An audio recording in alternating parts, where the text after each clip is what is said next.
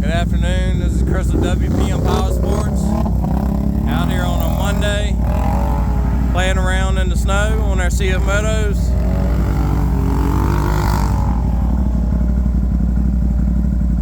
And some of us are sitting in our nice, warm, heated, enclosed cab.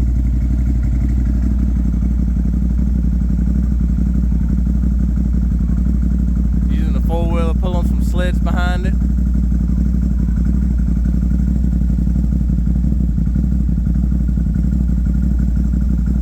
Hope everyone had a very safe time through this storm.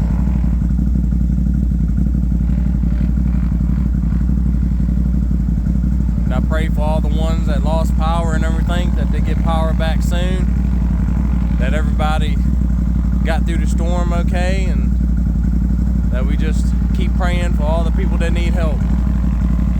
So we give thanks to everybody, all our supporters. And most of all, we give thanks to Jesus Christ. He is our Lord and Savior. Everybody be careful and have a blessed evening. Thank you and goodbye.